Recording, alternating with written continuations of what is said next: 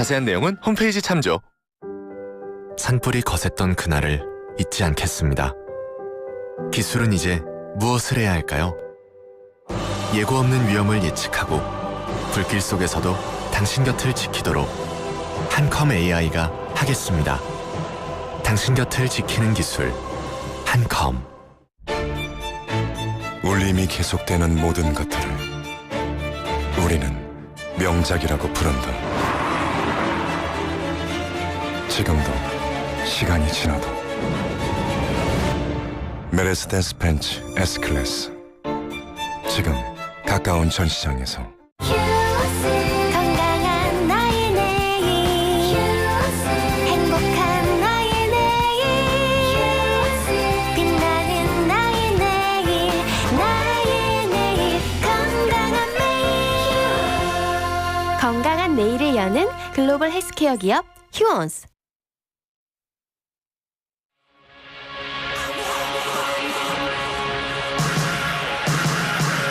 대선을 하루 앞두고 후보들의 막판 총력전이 펼쳐지고 있습니다. 선거 막판 불거진 후보, 또 후보 관련 인물의 설화도 막판 변수가 될 것으로 보이는데요.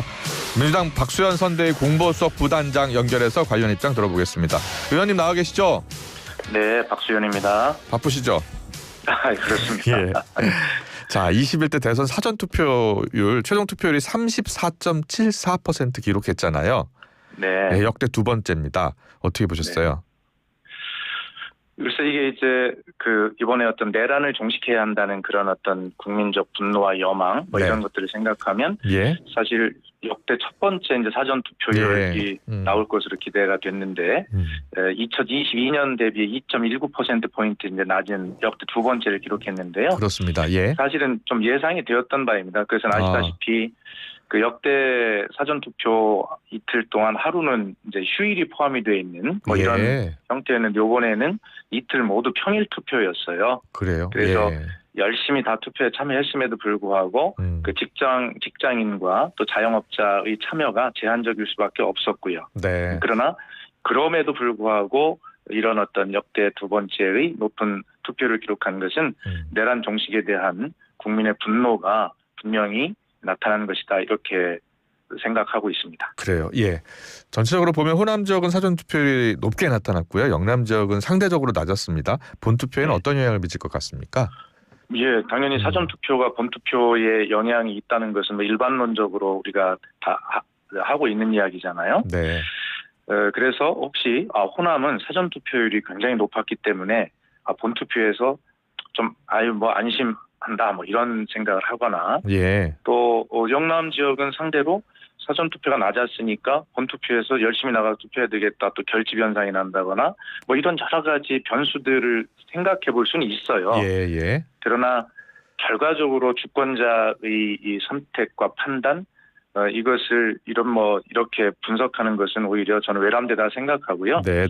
아마 마지막 날 오늘 하루 남았고 내일 투표를 하실 텐데 이 투표라고 하는 것이 주권자의 권리이자 의무라고 하는 것은 우리가 모두가 잘 알고 있습니다. 그래서 이번에야말로 역대 우리가 겪어보지 못했던 21세기 대한민국에서 내란이 일어나는 걸 보았고요. 대통령이 또 탄핵 파면되었어요. 그래서 이것을 정리하기 위해서 주권자가 꼭 투표에 참여해야 되겠다라고 하는 이런 생각을 반드시 해주시기를 바라고 또 그래 믿고 있고요. 네. 그러나 투표를 하시되 이번 선거는 정말 정리해야 되겠다, 잘못된 것을. 그리고 새로 대한민국을 만들어야 되겠다라고 하는 분명하게 내란 종식과 위기 극복의 선거라는 것을 반드시 기억하시는 현명한 선택, 참여하시면서도 현명한 선택을 하시는 주권자의 권리와 의무를 다해 주실 것으로 그렇게 믿고 기대하고 있습니다. 네. 그 사전 투표는 일단 그래도 역대 두 번째 투표율로 매우 높게 나타나긴 했는데 사전 투표 관리는 좀 미흡했던 것 같습니다. 노태엽 위원장이 또 사과하기도 했고요. 그러니까 이게 선관위 관리부실 책임은 분명하고요. 네. 그래서 선거 공정성은 시스템으로 지켜져야 한다라고 하는 생각을 분명하게 가지고 있습니다. 또 특히 어떤 부정선거를 주장하는 음모론자들이 지금 아주 극에 달해 있는 그런 상황이잖아요. 그래서 선관위도 굉장히 관리에 아주 역점을 두었을 것으로 생각을 합니다만 어떤 안타깝게도 그런 일이 일어나고 말았어요. 그러나 이 한두 가지 사례를 꼬투리 삼아가지고 사전투표의 공정성을 의심하거나 예. 결과적으로는 선거 불승복이라고 합니까? 불복을 예. 도모하려고 하는 음. 이러한 세력들이 또 바로 하는 것, 이것을 분명히 국민들이 심판해 주셔야 되고요. 예. 이러한 세력들은 내란을 연장하려고 하는 그런 세력들이기 때문에 투표로 함께 척결해야 한다라고 하는 그런 생각을 하시고요. 예. 해주셨으면 좋겠고 예. 선거관리위원회는 뭐 분명하게 예를 들어 자작극 같은 아직 수사 결과가 나오지 않은 사례도 있습니다만 예. 국민 앞에 정말 머리 숙여 사과하시고 이런 일이 다시는 발생하지 않도록 그런 재발 방지 대책에도 정말 전력을 다해서 마련해야 될 것으로 그렇게 생각합니다. 네. 자, 이재명 후보가 대선 전 마지막 주말인 어제 PK를 찾았습니다. 네. 이 후보는 PK 표심 잡기 위해서 선거 기간 내내 사실 공을 들였잖아요. 네. 이번에 선거 결과로도 이어질 것으로 보세요? 그러니까 이제 그 선거 여론조사 결과가 이제 발표되던 그 시기에 보면 정말 저희들로서는 굉장히 어려운 험지인 예. 소위 TK와 PK 지역에서의 어떤 변화가 감지되고 있던 그런 시점이었어요. 네. 그리고 이재명 후보가 이제 어제 고향인 안동에 갔지 않습니까? 예. 근데 이재명 후보의 그 호소를 보면 네. 꽤 재미있기도 하고 또 막 그 간절함이 느껴지도 하는데 이런 거죠. 고향에 가서 여러분 저도 예. 여기가 고향인데 왜 예. 이 고향에서 저는 그렇게 이뻐해 주시지 않습니까?라고 예. 그 애교 섞인 그런 항의를 하잖아요. 예. 항의보다 이제 호소인데 네. 그렇습니다. 결과적으로는 이 어떻게 보면 작은 나라 대한민국 그러나 위상은 세계 어떤 큰 나라와도 견주어서 정말 절대 뒤지지 않는 위대한 대한민국이 이 작은 지역으로 이렇게 갈라져서 서로를 배척하고 이러면 안 된다라고 하는 것을 우리는 알면서도 아직 실천을 못하고 있는데 네. 그런 어떤 통합의 정치를 이재명 후보가 할 수 있도록 그렇게 진심으로 호소하고 또 그렇게 이번에는 좀 선택을 해주실 것으로 저희도 기대하고 있습니다. 네. 자, 이제 선거전이 막판으로 치닫고 있는데 박근혜 전 대통령이 대선 사흘 앞두고 서문시장 찾았어요. 네. 예, 이게 김문수 후보에게 힘을 실어주는 것 아니냐라는 해석도 나오고요. 어떻게 평가하세요? 글쎄 참 저도 이 뉴스를 보면서 안타까운 생각이 많이 드는데요. 이것은 뭐 이해를 떠나서 정당의 유불리를 떠나서요. 예. 아니 이렇게 하셔야 되는가. 특히 이명박 전 대통령도 마찬가지인데요. 네. 박근혜 대통령님 사랑하시는 분들 많이 계시죠. 당연히 압니다. 네. 박근혜 대통령님을 사랑하시는 분들은 박근혜 대통령이 서문시장에 나오시지 않더라도 뭐 김문수 후보 지지하실 확률이 높은 거 아닙니까? 굳이 예. 이렇게까지 하셔야 되는가?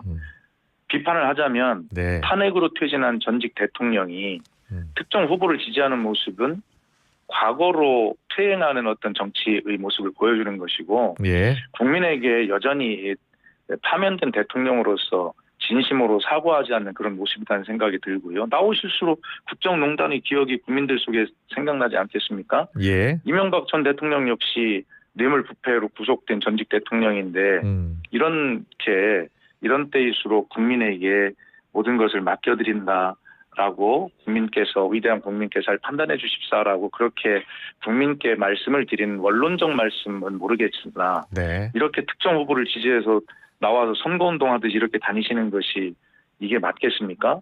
부끄럽다는 생각이 저는 들고요. 예.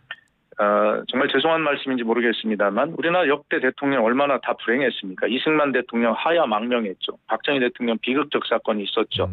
전두환, 노태우 전 대통령 전부 뭐 그런 상황이었잖아요. 예. 이명박, 박근혜, 윤석열까지 도대체가 어떻게 이렇게 만들 수 있습니까? 그에 반면에서 뭐 부족한 점이 있을지는 모르겠으나 김대중, 노무현, 문재인 전 대통령의 경우를 생각해보면 그래도 대한민국 국민의 자부심과 자존심은 그래도 지켜내고 있는 그런 위대한 지도자의 모습들을 우리가 하나씩 쌓아가고 있잖아요. 그런 김대중, 노무현, 문재인 전 대통령의 그런 어떤 다음 위치에 저희들은 이재명 후보가 이런 전직 대통령들의 이런 어떤 과정들을 예. 차곡차곡 쌓아서 그 뒤에 또 하나의 어떤 디딤돌을 쌓는 대통령이 되기를 기대하고 있습니다. 근데 윤 전 대통령도 정광훈 목사 주도 집회에서 지지 메시지를 전달한 것 같아요.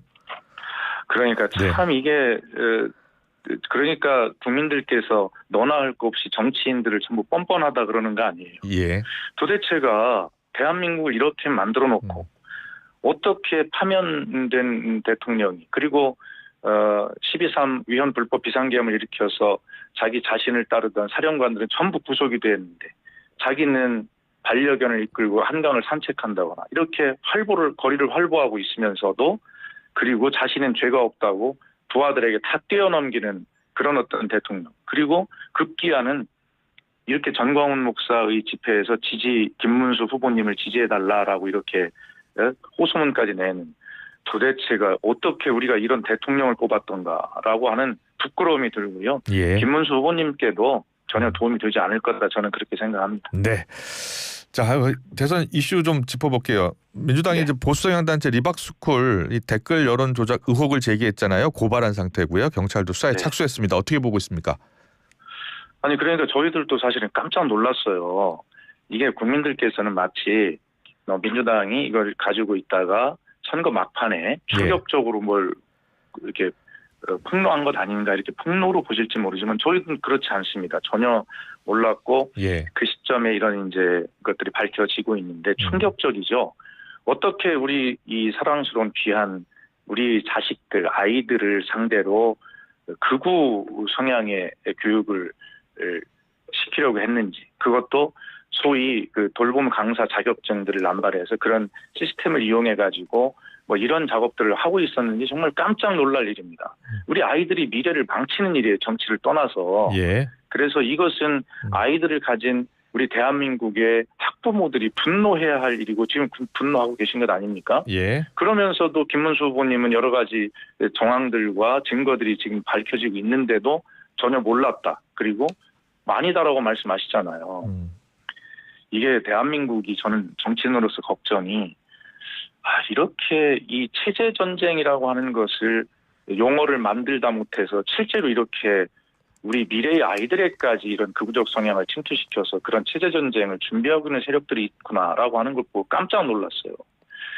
하여튼 이 문제는 예. 분명하게 이번 선거를 떠나서 분명하게 대한민국의 미래를 위해서 우리 아이들을 위해서 이런 시도가 다시는 발붙이지 못하도록 발본색원해야 할 거라고 생각합니다. 선거가 끝나더라도. 예. 그런 차원에서 민주당은 선거 유불리를 떠나서 이것을 고발할 수밖에 없고요. 이 문제는 반드시 선거 이후에 끝까지 잔뿌리까지 전부 다 뽑아내야 될 문제입니다. 네. 또 유시민 작가가 김문수 후보의 부인 설란영 여사에 대해서 했던 발언도 지금 논란이잖아요.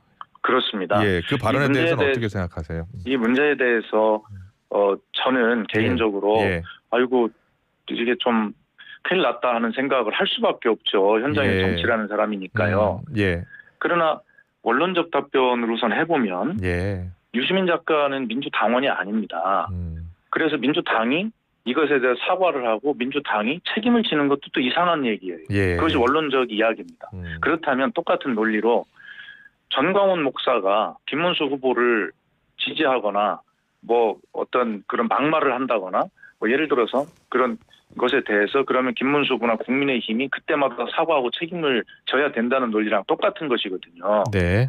자, 이것은 원론적 입장이고요. 그러나 국민들께서 생각하시기에는 그래 유시민 작가가 그동안 진보 진영의 대표적인 어떤 그 말씀들을 전해온 그런 분 아니겠어요? 그리고 이재명 후보를 지지한 것도 사실이고요.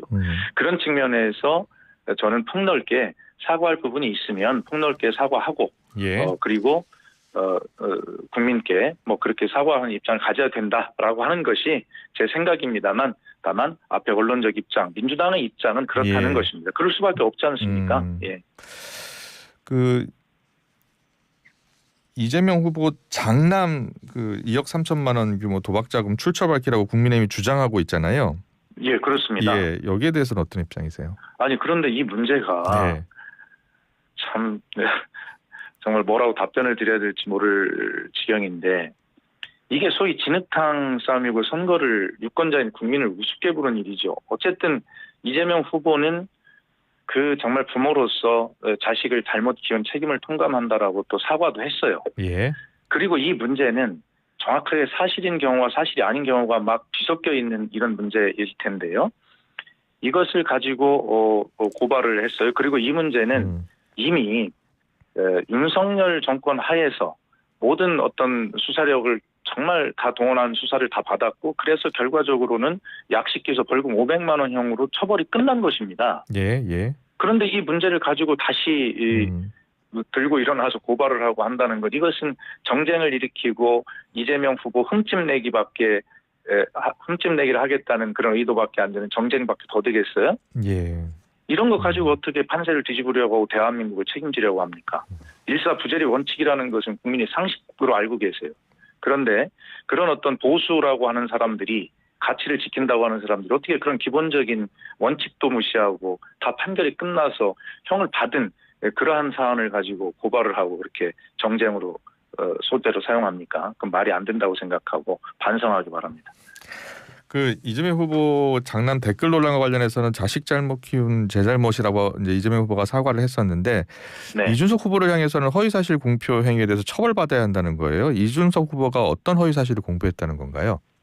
지금 그것을 제가 여기서 말씀드리기에는 길고요. 이미 예. 저희 당에서 입장을 정확히 발표한 게 있습니다. 네. 이준석 후보가 지난 그 3차 TV 토론에서 말씀을 하셨고요. 예. 그리고 이틀 뒤인 또 기자회견을 열어서 말씀하신 게 있어요.